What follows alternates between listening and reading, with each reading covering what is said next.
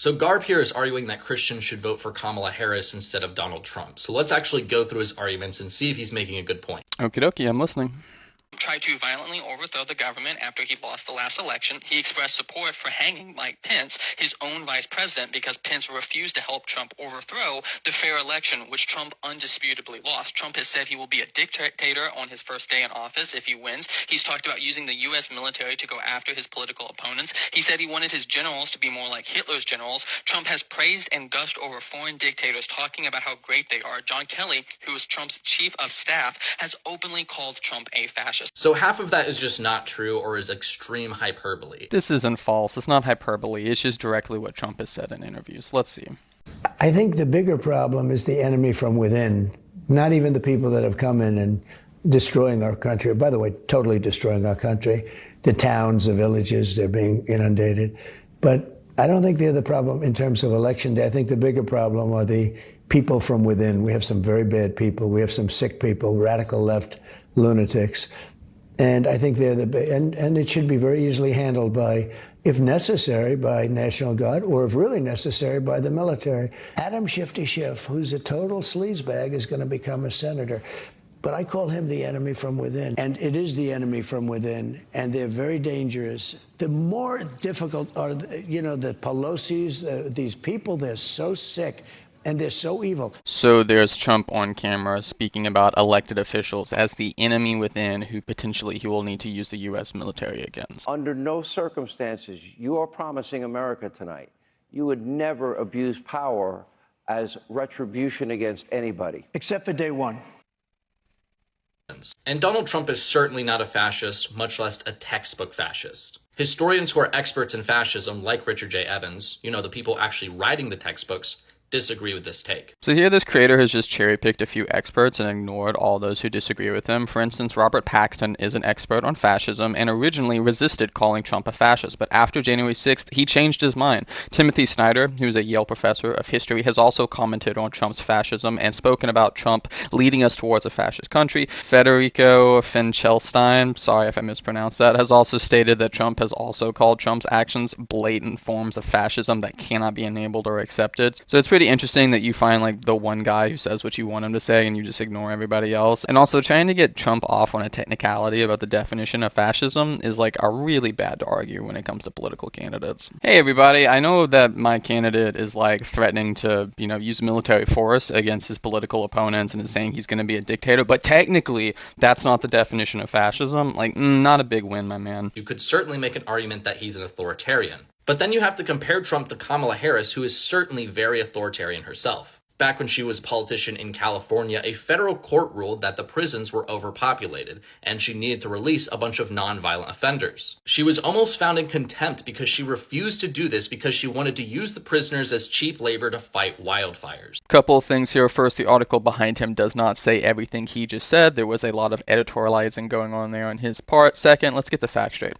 While Harris was Attorney General, lawyers in her office argued in court against releasing prisoners early because of their need for firefighters, and Harris publicly criticized those remarks and made clear her disapproval of them. Second, it's just ridiculous that this even comes close to Trump's blatant fascism. On one hand, we have Harris's office fighting against a ruling that required them to free prisoners so that California would have firefighters. On the other hand, we have Trump trying to overthrow the government because he was mad he didn't get elected. Acting like these are equal is ridiculous. And just to be clear, I am not approving of the actions or arguments that Harris's office took regarding those inmates. It was pretty freaking sleazy. But before we move on, I want to point out that this argument is actually going to completely backfire on you. Your whole argument is, oh look, the courts considered holding Harris in contempt, therefore she's an authoritarian who just doesn't respect the law. Well, guess what? Trump was actually held in contempt 10 times for defying a gag order. So by your own logic, Trump is 10 times more authoritarian than Harris was. Oh, and let's not forget that Trump was convicted of 34 felonies.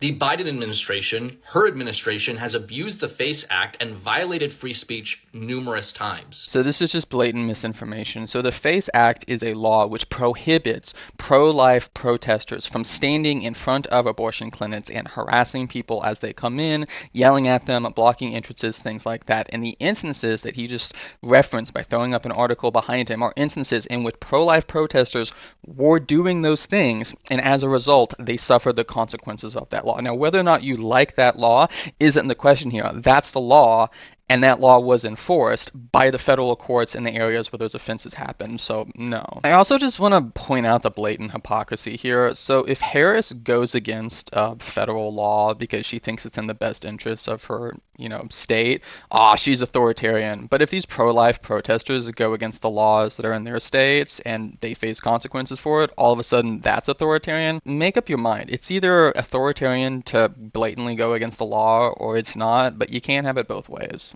Kamala has also said that she will censor hate speech, which of course is going to be defined by the government. Harris said that social media platforms are going to have to be held accountable for the hate speech, misinformation, and cyber warfare that's being spread on those platforms, and that's good because that is all extremely dangerous and counterproductive to our democracy. And again, I want to point out that the blatant hypocrisy of this creator is kind of impressive. You seem pretty upset at the idea of social media platforms having to, patrol their platform, yet you're apparently completely fine with the fact that Trump and his allies have blatantly talked about going after journalists and censoring news agencies, revoking them of their licenses, things like that. So it's okay to censor media outlets, but it's not okay to make social media platforms not allow people to just spread hate speech and misinformation. It's again, rules for thee, but not for me. And if you look at Trump's track record on authoritarianism, his appointees have been very good at preventing authoritarianism and fascism in the United States. The Supreme Court got rid of Chevron deference, which was extremely fascistic and gave a lot of power to unelected bureaucrats. So this is where I stopped watching because this comment about Chevron deference is just absolutely bonkers and insanely hypocritical and ridiculous. Let me explain why. So Chevron deference required courts to defer to experts in federal agencies when a law was ambiguous. So judges are not experts on chemistry, environmental concerns, economics, food safety, medical safety, things like that. And Chevron deference required those judges who are not experts to listen to the advice of scientists and actual experts in federal agencies when they were engaging with a law that had ambiguity about those topics, and that's a good thing. If legislation is being passed and interpreted about food safety or what type of medication is safe, and there's some type of ambiguity in that law, we should want that ambiguity to be informed by people who are experts in those areas, not with judges who at best are just going to be completely ignorant of that, and at worst may have political and financial agendas. Nothing about this is fascist. Calling this fascist is just bonkers, and I'm guessing that this creator probably just doesn't know that much about what Chevron deference is. He also probably doesn't realize that overturning Chevron deference directly gives more power to the president. Now the president can come in, nominate a bunch of judges that will align with their motives, and those judges can go out and make rulings that completely ignore the advice of experts. It's giving judges a wide range to essentially make policy through their interpretation of laws which are no longer tethered to the experts in these federal agencies. Chevron deference being overturned is so bad and so dangerous. In my first video, I actually considered talking about it. This guts the ability of federal agencies to do their job, which is exactly what rich corporations don't want, because those federal agencies often prioritize the welfare of Americans over the profits of the corporations. I also want to point out the hypocrisy and the just insane position that this creator has put themselves in. This creator has told us that it's apparently fascist to tell federal judges that they need to listen to scientists and experts when it comes to interpreting laws. Apparently that's fascist, saying, hey judges, if you're engaging with a law that has to do with these, things that are governed by these agencies, you actually have to listen to the experts in those agencies. That's fascist according to this creator, but apparently Donald Trump isn't fascist, despite the fact he's talked about wanting to be a dictator on day one. He's talked about wanting to have generals that were like Hitler's generals, and he's talked about using the U.S. military against his political opponents, who he has demonized as being the enemy within. In what world is Chevron deference fascist, but all that stuff about Trump isn't?